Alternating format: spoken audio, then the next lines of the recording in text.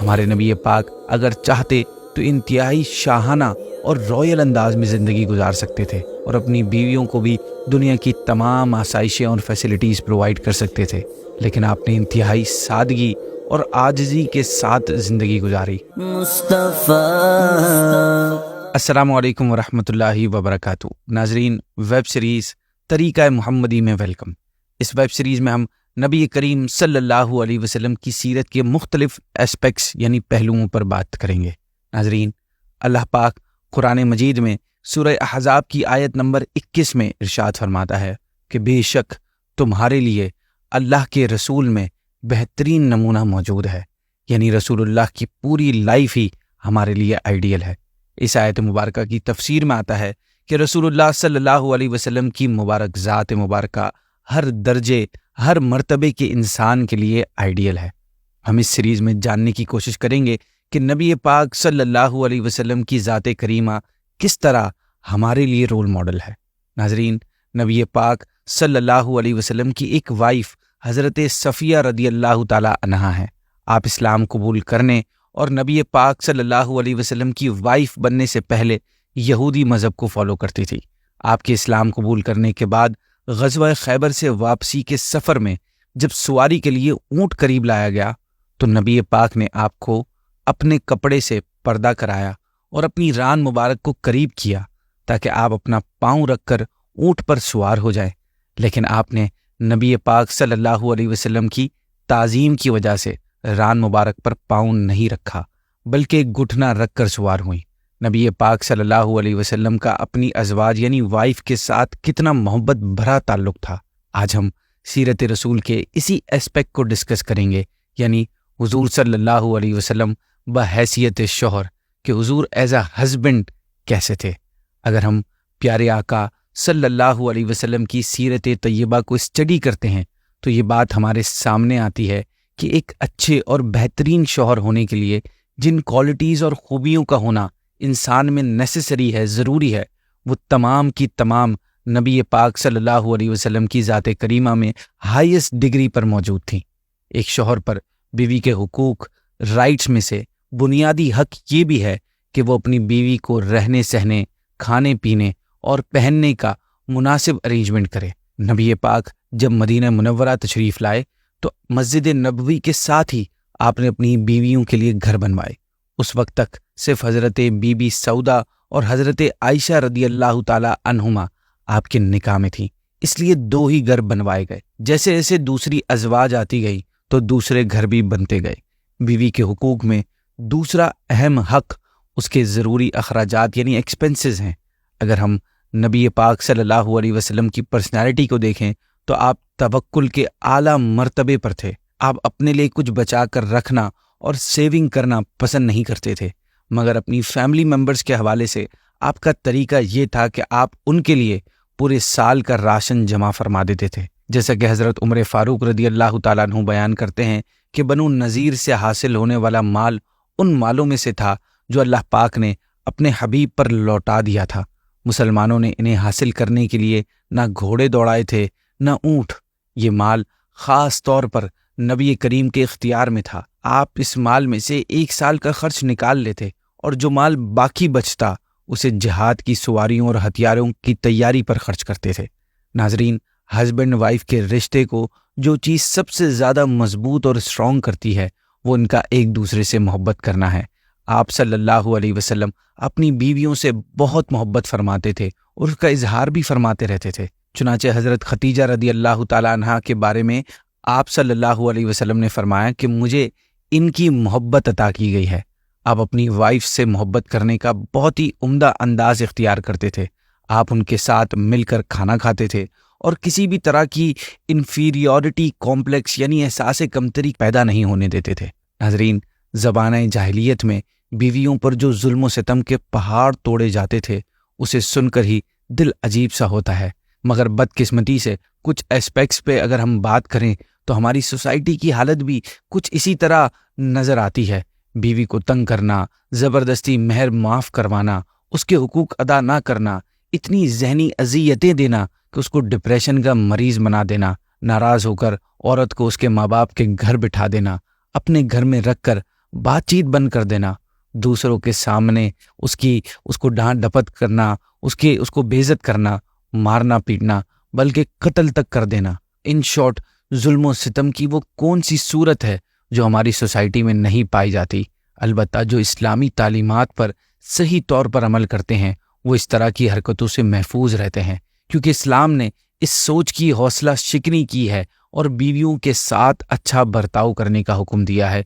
चुनांचे हमारा रब करीम इरशाद फरमाता है, और उनसे अच्छा बर्ताव करो। हमारे प्यारे आका सल्लल्लाहु अलैहि वसल्लम अपनी अज़वाज के साथ निहायत अच्छा बर्ताव करते थे। आपका फरमान है, तुम में से बेहतर वो शख्स है जो अपनी बीवी के हक में बेहतर हो, और मैं अपनी बीवी के हक में तुम सब से बेहतर हूँ। आपका अपनी बीवियों के साथ हुस्न सलूक और अच्छाई का ये आलम था कि सब की तरफ बराबर तवज्जो फरमाते थे और उन सबको इक्वल वक्त देते थे।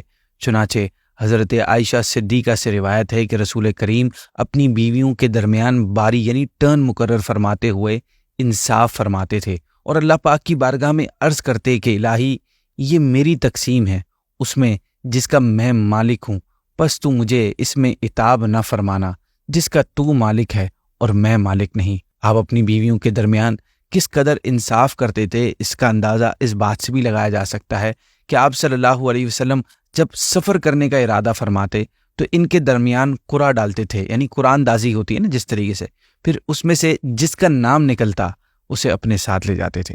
मुफ्ती अहमद यार खान नईमी रहमतुल्लाहि तआला अलैह फरमाते हैं कि नबी करीम इस तरह कुरा डालते कि हर बीवी का नाम कागज़ की पर्चियों पर लिख कर उनकी गोलियां बनाकर किसी बच्चे के ज़रिए एक गोली उठवाते, उसमें जिसका नाम निकल आता उसको सफ़र पे ले जाते। कुरा डालने की और भी कई सूरतें हैं मगर ये ज़्यादा कॉमन है। नाजरीन, हमारे नबी पाक अगर चाहते तो इंतहाई शाहाना और रॉयल अंदाज में ज़िंदगी गुजार सकते थे, अच्छे से अच्छा प्रोटोकॉल हासिल करते और अपनी बीवियों को भी दुनिया की तमाम आसाइशें और फैसिलिटीज़ प्रोवाइड कर सकते थे, लेकिन आपने इंतहाई सादगी और आजिज़ी के साथ ज़िंदगी गुजारी। आपकी आजिज़ी का आलम यह था कि घरेलू कामकाज में अपनी बीवियों के साथ हाथ बटाते और उनकी हेल्प तक करते थे। हज़रत आयशा सिद्दीक़ा रदी अल्लाह ताला अन्हा से पूछा गया कि रसूल करीम घर में क्या काम करते थे, तो आपने फरमाया आप घर के कामकाज में मशगूल रहते, फिर जब नमाज का वक्त आ जाता तो नमाज के लिए तशरीफ़ ले जाते। सीरत मुबारका के इस पहलू से मालूम होता है कि शौहर घरेलू कामकाज में अपनी बीवी की हेल्प करते हुए उसका हाथ बटाते हैं तो ये कोई बुरी चीज़ नहीं है और ना ही ये इंसल्ट वाली बात है, बल्कि प्यारे आका से साबित है ये वाली बात। मगर बदकिस्मती से हमारी सोसाइटी में इसे अच्छा नहीं समझा जाता, बल्कि अगर कोई मर्द घर के कामकाज में बीवी की दिलजोई करते हुए उसका हाथ बटाए तो उसे रन मुरीद, जोरू का गुलाम और ना जाने क्या क्या नाम दे दिए जाते हैं। हज़रत इरबास बिन सारिया रदी अल्लाह ताला अन्हु फरमाते हैं कि मैंने रसूल करीम सल्लल्लाहु अलैहि वसल्लम को फरमाते हुए सुना कि जब कोई शख्स अपनी बीवी को पानी पिलाता है तो उसे उसका अजर दिया जाता है। तो मैं अपनी बीवी के पास आया और उसे पानी पिलाया और जो कुछ मैंने रसूलुल्लाह सल्लल्लाहु अलैहि वसल्लम से सुना था उसे भी सुनाया। बहरहाल लोगों की बातों पर तवज्जो देने के बजाय अल्लाह पाक की रज़ा पाने और सवाब कमाने की नीयत से घर के कामकाज में बीवी का हाथ बटाने से ना सिर्फ बीवी के दिल में मोहब्बत बढ़ेगी बल्कि घर का एनवायरनमेंट भी अच्छा हो जाएगा। घर के एनवायरनमेंट को अच्छा करने का एक और तरीक़ेकार घर वालों के साथ खुश तबई करना भी होता है।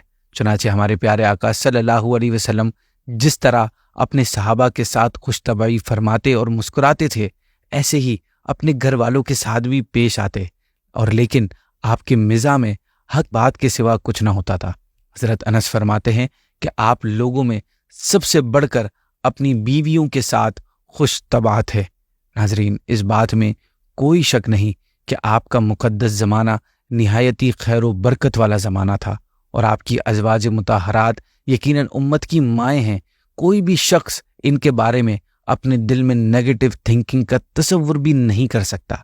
इसके बावजूद नबी पाक अपनी अज़वाज को पर्दा करने की ताकीद फरमाते थे। उम्मुल मुमिनीन हज़रत उम्मे सलमा से रिवायत है कि वो और उम्मुल मुमिनीन हज़रत मैमूना रदी अल्लाह ताला अन्हुमा रसूल करीम के पास हाजिर थीं कि इसी दौरान हज़रत अब्दुल्ला रदी अल्लाह ताला अन्हु नबी पाक के पास हाजिर हुए। چونکہ اس وقت پردے کا حکم نازل ہو چکا تھا تو آپ نے ارشاد فرمایا تم دونوں ان سے پردہ کر لو۔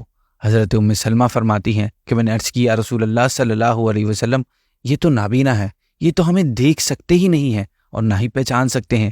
آپ نے ارشاد فرمایا کیا تم دونوں بھی نابینا ہو؟ کیا تم دونوں انہیں نہیں دیکھ رہی ہو؟ نبی پاک کی گھر والوں کے ساتھ ایک اور عادت کریمہ یہ بھی تھی کہ جب آپ گھر میں انٹر ہوتے تو اپنی بیویوں کو سلام کرتے، ان کے لیے دعائے خیر فرماتے اور ان کے حال احوال خیر خیریت بھی پوچھتے تھے۔ آپ اپنی ازواج کی آخرت کی مزید بہتری کے لیے انہیں عبادات میں انٹرسٹ دلاتے تھے اور انہیں راتوں کو عبادت کرنے کے لیے جگاتے بھی تھے۔ حضرت ام سلمہ رضی اللہ عنہا فرماتی ہیں کہ ایک رات آپ صلی اللہ علیہ وسلم نیند سے جاگے تو فرمایا سبحان اللہ، یعنی اللہ پاک کی ذات پاک ہے۔ اس رات میں کیسے کیسے فتنے اتارے گئے اور کیسے کیسے خزانے کھولے گئے۔ حجرے والیوں کو جگاؤ، جب رمضان کے لاسٹ دن آتے تو آپ ان راتوں میں عبادت کے لیے خود بھی جاگتے اور اپنے گھر والوں کو بھی جگایا کرتے تھے۔ آپ صلی اللہ علیہ وسلم گھر والوں کے ساتھ اچھا ریلیشن شپ برقرار رکھنے کے لیے ان سے ایڈوائز اور مشورے بھی لیتے تھے، جبکہ آپ خود تمام لوگوں میں سب سے زیادہ عقل مند اور درست رائے رکھنے والے تھے۔ پہلی مرتبہ وحی نازل ہونے کے موقع پر آپ نے حضرت خدیجہ رضی اللہ تعالی عنہا سے مشورہ بھی کیا تھا۔ صلح حدیبیہ کے موقع پر حضرت ام سلمہ رضی اللہ تعالی عنہا کے مشورے اور اسٹریٹجی نے بہت بڑا کردار ادا کیا۔ اس وقت صحابہ کرام عمرے کی ادائیگی سے روکے جانے پر رنج و غم میں تھے اور کوئی بھی قربانی کر کے اپنا احرام کھولنے کے لیے مینٹلی تیار نہیں تھا، تو آپ نے بارگاہ رسالت میں یہ مشورہ دیا کہ یا رسول اللہ آپ کسی سے کچھ بھی نہ فرمائیں اور خود اپنی قربانی ذبح کر کے اور حلق کروا کر اپنا احرام کھول دیں۔ چنانچہ آپ نے ایسا ہی کیا۔